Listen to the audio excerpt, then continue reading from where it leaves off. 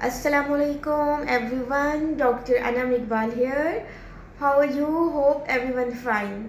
So today we came with a new topic and it's related to modern aesthetic dentistry, and the topic is or the treatment is or the procedure is about dental jewelry, dental skies, tooth gem, tooth jewelry, tooth twinkle, whatever you can call it. Okay, so it's all about dental jewelry, dental skies. It is available in different colors. So मैंने अभी तक जो purchase किए हैं वो blue colour में किए हैं. You can see in it ऐसे डायमंड्स की तरह छोटे छोटे स्टोन्स हैं. ठीक है, तो मैंने ब्लू कलर में ज़्यादा यहाँ पर लोग पसंद करते हैं और ट्रांसपेरेंट में. ठीक है, लेकिन अक्सर लोग आते हैं, उन्होंने किसी फंक्शन वगैरह पर जाना होता है तो अपने ड्रेस से रिलेटेड जो उनका कलर होता है वो ही ज़्यादा पसंद करते हैं. तो फिर हम उसी टाइम पर ऑर्डर कर देते हैं और फिर उसके अकॉर्डिंगली हम पेशेंट को इंसर्ट कर देते हैं टूथ पे.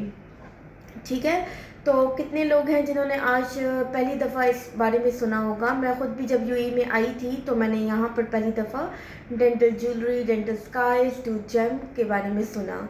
ठीक है, तो सबसे पहले मैं आप लोगों को वर्बली बताती हूँ कि हमें क्या क्या चीज़ें चाहिए होंगी. फिर मैं आप लोगों को वीडियो में भी बताती हूँ. ठीक है, हमें सबसे पहले चाहिए होगा कॉटन रोल्स. ठीक है, लाइट क्योर के लिए क्योरिंग लाइट चाहिए होगी. ठीक है, ऑब्वियसली डेंटल जेम्स चाहिए होंगे. ठीक है, इसके अलावा एजेंट चाहिए होगा, बॉन्डिंग एजेंट चाहिए होगा, माइक्रो ब्रश चाहिए होगी. ठीक है, और इसके अलावा फेस शील्ड ऑब्वियसली चाहिए होगी, mask and gloves and gown.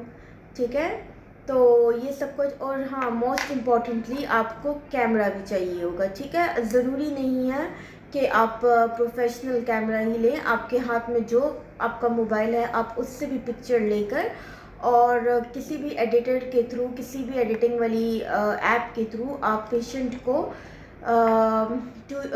Mobile के ऊपर या कैमरे के ऊपर आइडेंटिफाई करके बताएंगे टूथ को कि इस टूथ के ऊपर चाहिए आपको या इस टूथ पे. ठीक है, ज़्यादातर मैं जो रिकमेंड करती हूँ वो लेटरल इंसाइज़र, अपर लेटरल इंसाइज़र या अपर कैनाइन में, मतलब बहुत चार्मिंग इफ़ेक्ट आता है इसका. ठीक है, बाकी फिर आपका पेशेंट पे डिपेंड करता है कि वो कौन से टूथ पे लगवाना चाहता है. ठीक है, अच्छा ठीक है, तो ये सब इंस्ट्रूमेंट्स मटेरियल्स आपको चाहिए हैं डेंटल स्काइज या डेंटल ज्वेलरी लगाने के लिए. ठीक है, सबसे पहले आपने क्या करना है, कॉटन रोल की हेल्प से आपने आइसोलेशन करनी है अच्छे से. ठीक है, फिर उसके बाद आपने कैमरा से पिक्चर लेनी है और पिक्चर में आपने पेशेंट को स्क्रीन पर बताना है कि उसको कौन से टूथ पे ज़्यादा सूटेबल लग रहा है, ज़्यादा प्यारा लग रहा है, ज़्यादा अच्छी जगह पर उसको एस्थेटिक वाइज उसकी लुक्स आ रही हैं. ठीक है, उसके बाद आपने क्या करना है कि आपने एजेंट उठाना है.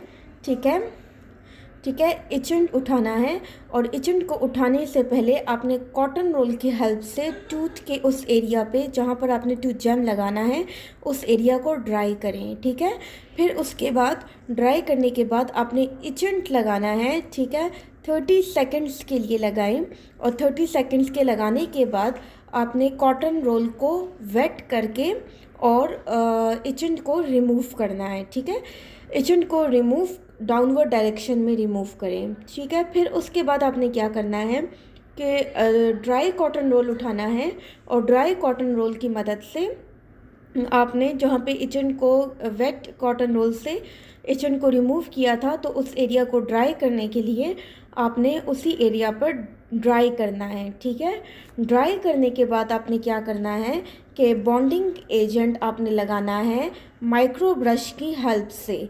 ठीक है, माइक्रो ब्रश की हेल्प से आपने बॉन्डिंग एजेंट लगाना है और टूथ जेम के साइज़ से थोड़ा सा ज़्यादा लगाना है. ठीक है, अगर टूथ जेम का साइज़ इतना माइन्यूट है तो आपने थोड़ा सा जो है ना वो इससे थोड़ा सा इनलार्ज आपने बॉन्डिंग एजेंट लगाना है। फिर आपने लाइट क्योर की हेल्प से बॉन्डिंग एजेंट को क्योर करना है, ठीक है। उसके बाद आपने फ्लोएबल कंपोजिट से टूथ पे जहाँ पर आपने इचेंट किया है और बॉन्डिंग लगाया है वहाँ पर आपने फ्लोएबल कंपोजिट आपने लगा देनी है, ठीक है।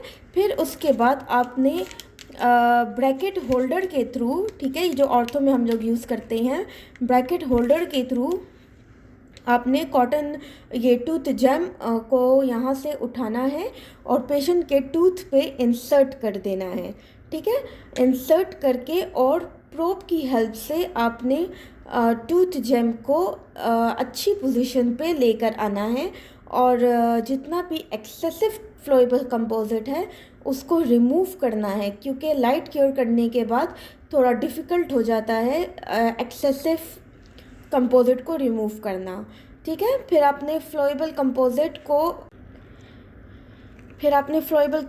को आपने प्रोब की हेल्प से, प्रोब जो हमारे पास एग्जामिनेशन इंस्ट्रूमेंट में होता है, ठीक है, ठीक है, ये प्रोब, इसकी मदद से आपने एक्सेसिव फ्लोएबल कंपोजिट को रिमूव करके और फिर लाइट क्योर कर देना है 45 डिग्री के एंगल पे 4 साइड्स पे 20 सेकेंड ईच या 15 सेकेंड ईच, ठीक है।